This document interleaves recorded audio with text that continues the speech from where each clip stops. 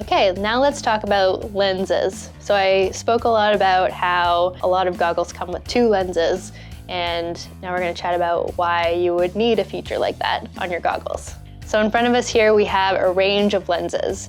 So on this end we have our sunny day lens, something that you might use in the Alps or on a glacier. It's like pure sun day, bluebird sky, the ultimate ski day. That's on this end.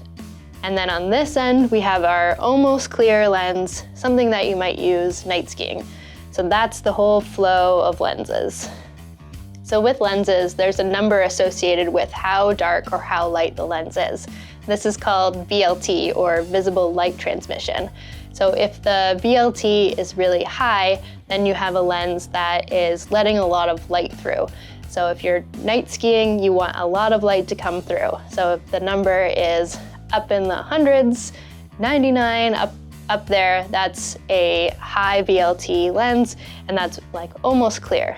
Then on the other end, if you have a low VLT lens, this is letting very little light through, so down in the 1, 2, 3, 4, 5, that's a very sunny day lens.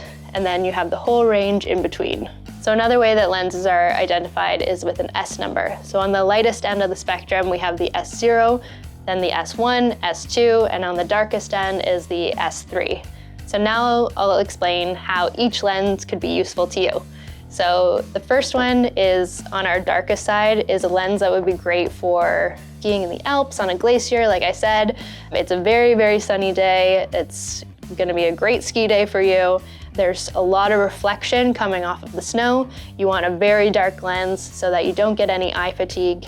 This is the one to go for. Next in line is sort of one of the more popular options than going super dark is a S2. This will have sort of a medium-high VLT and is a great like sunny day, but not like super sunny day, and a little bit of maybe clouds coming in and out.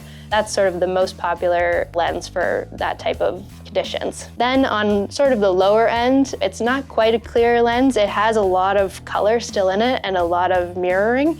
This will be a great lens for an overcast day. It's still bright, but it's overcast, so you need to be able to see bumps and crevices on the hill, or if it's sort of later in the day, like 4 p.m., sometimes it gets pretty dark and it's tough to see all those bumps and crevices. And then on the lightest end of the spectrum, if you're like night skiing or it's actually just dark outside, then you want to go to a basically clear lens. So on our website, with every goggle, you can choose your primary lens, and then the secondary lens is usually a low light lens that is included and you don't get to choose. But with the primary lens, choose something that's suited to the skiing that you're going to be doing. So check out that VLT or that S number and just make sure it's something that is going to be useful to you.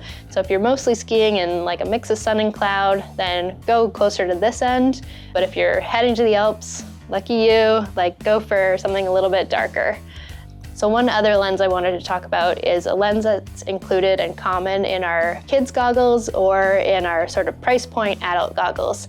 And that is the RC36 or the RC40. 36 and 40 stands for the VLT, so that's the visible light transmission coming through this goggle. So it's very average. It's a goggle that's meant for sort of an everyday, go with the flow use, cloudy, mix of sun. It can kind of do it all. And that's this lens here. This is the RC36, but also the RC40 in other models. So that's one that you can check out on our website as well. So it's mostly the primary lens that you're choosing, and then you'll get your secondary lens included, and it's usually a low light lens. So check out the details on our website, and happy shopping.